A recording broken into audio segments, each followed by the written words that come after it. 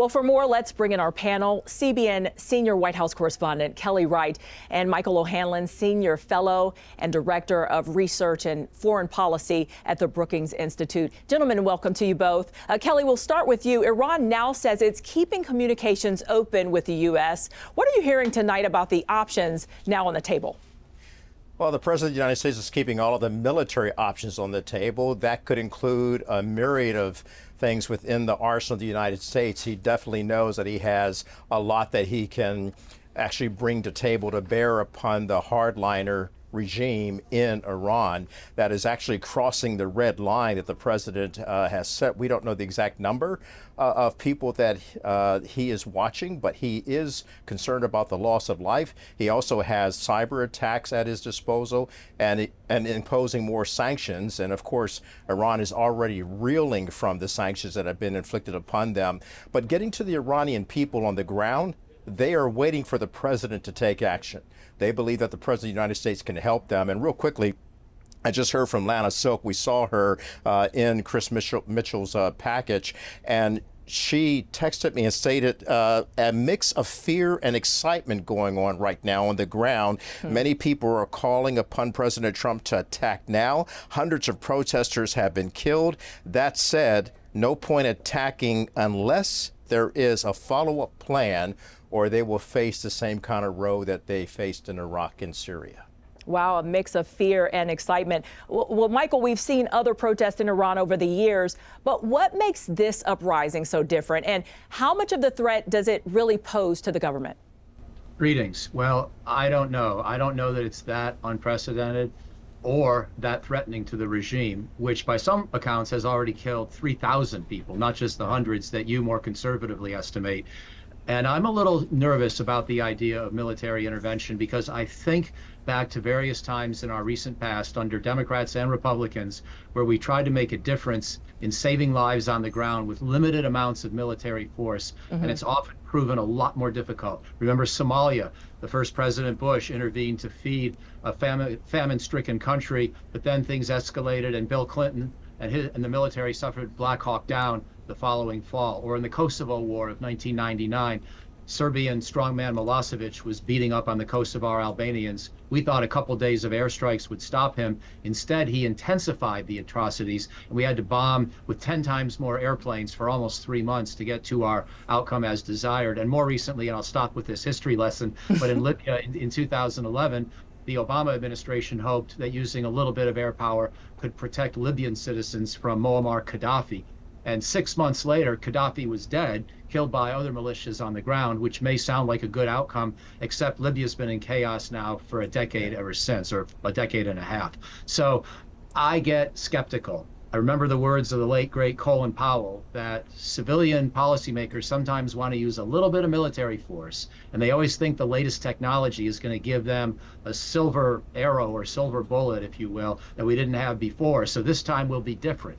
But usually we wind up ineffective or getting drawn in more deeply. This time will be different.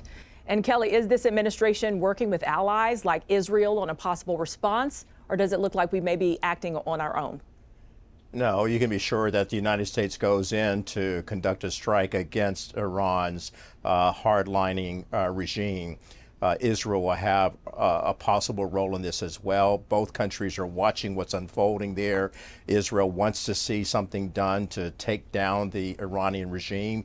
They're actually rooting for the Iranian people to get their freedom. Keep in mind, the Iranian people are not acting at the behest of President Trump, but they're acting on their own volition because they're tired of what's been going on there for the past 50 years, being oppressed for all these 50 years, and then having the problem with their economy. So it's really something that they're watching, and they're praying for the United States and Israel to possibly act in helping them get their freedom.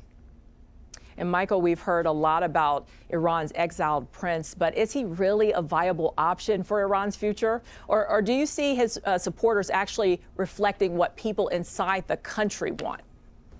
Yeah, I don't know. I think he went to college with my sister in the 1980s. Oh. So it's been a while since he's been in Iran, and I am skeptical that he's going to meet a great reception. There's always the possibility, the same thing we hoped for in Iraq in '03, that people would welcome any successor to this horrible regime, which I agree is horrible. And I also agree with Kelly that there's a lot of pro-American sentiment among the Iranian people, partly because they're so against their own regime. But I have doubts that a guy who's been out of the country almost half a century can go in and be an effective leader. Believe me, I would gladly take that risk rather than continue with this regime. So that's not my main fear. My main fear, however, is chaos, and that the regime clamps down even more in the face of a few American airstrikes. I think the mention of cyber tools is a good one, but those don't usually bring down regimes entirely all at once. So let's stay tuned. I hope the president is careful because there's a lot of ways this can go wrong. All right, stay tuned. And Michael, you are out with a new book this week titled To Dare Mighty Things. Congratulations on that. Tell us about this book and how knowing the history of U.S. military operations, can help us understand some of the things we're seeing today. Well, thank you. It's right behind me in red, white, blue from Yale Press. And it does cover, it's meant to be sort of a 250th year birthday book for the country. And it does cover these recent campaigns that I just mentioned, as well as a number of others. We just had a launch event today with a couple of colleagues, Bob Kagan, Melanie Sisson, and General Petraeus joined us. And, one thing I learned in doing this book is that the United States has always been a very assertive country. We sometimes are taught in grade school that we're an isolationist country, or at least that's our preference, or it used to be our way. The United States has been bristling with energy and ambition, usually in a good way, but often in a way we don't fully appreciate in ourselves ever since the revolution. And so I think that's a big lesson that comes through as I look through our defense strategies in peacetime and in wartime ever since the founding of the Republic. So that's what the book is about, 250 years in 250 pages. So not a super detailed treatment, but I look for the big themes, the big ideas, and I hope a few people might like it. All right, I look forward to grabbing my copy. And Michael O'Hanlon, Kelly Wright, thank you so much to you both for your insights.